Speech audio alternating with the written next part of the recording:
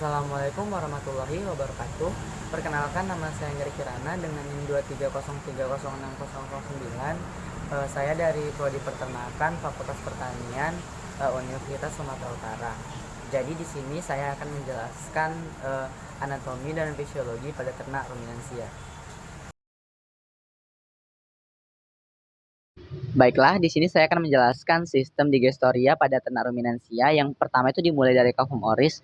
Nah, cavum oris ini atapnya terdiri dari palatum durun yang terletak di sebelah kranial dan palatum mole yang terletak di sebelah kaudal.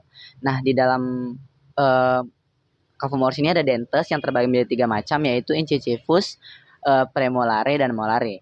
Selanjutnya itu ada juga lingua yang terdiri dari otot yang dilapisi oleh mukosa yang penuh dengan papila yang mengandung syaraf-syaraf pengecap.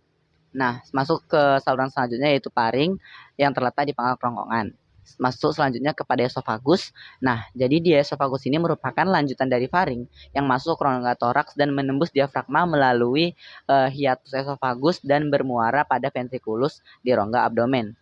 Selanjutnya ada ventriculus. Nah, ventriculus ini terbagi menjadi 4 bagian. Yang pertama ada rumen, yang kedua ada reticulum, yang ketiga ada omasum, dan keempat ada abomasum. Nah, abomasum ini disebut dengan lambung sejati. Dan ketiga lambung lainnya yaitu rumen, reticulum, dan omasum itu merupakan bisa dibilang juga dengan lambung depan.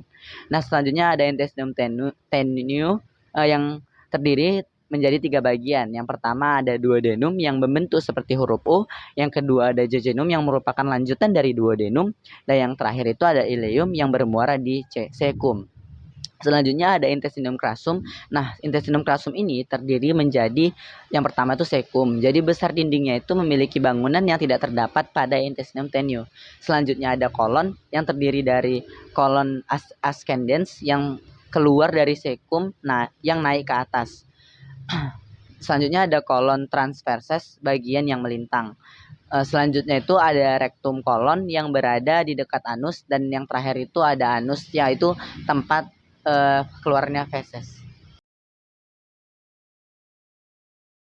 Baiklah, di sini saya akan menjelaskan bagian-bagian pada rumen. Nah, yang pertama itu ada rumen.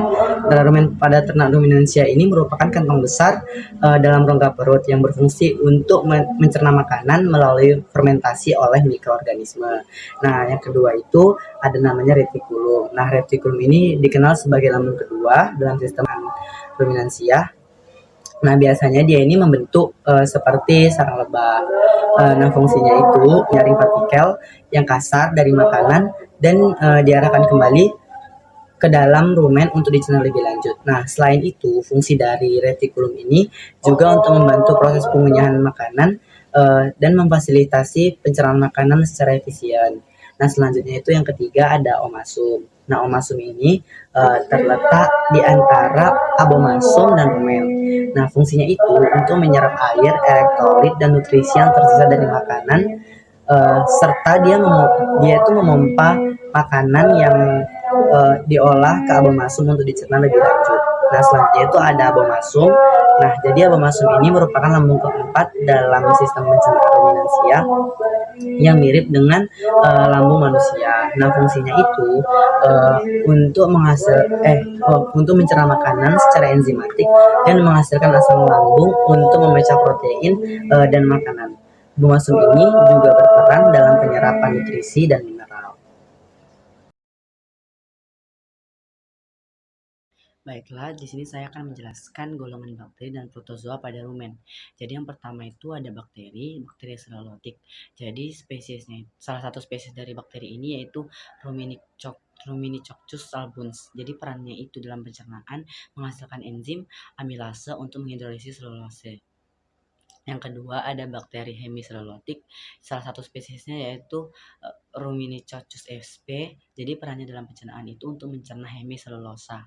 Yang selanjutnya itu ada bakteri amilolitik.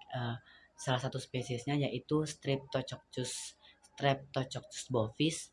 Nah, perannya dalam pencernaannya itu mencerna amilomatopati. Selanjutnya ada bakteri proteolitik. Salah satu spesiesnya yaitu Bacteroides ruminocola. Perannya dalam pencernaan yaitu untuk mendegradasi protein menjadi peptida asam amino NH3.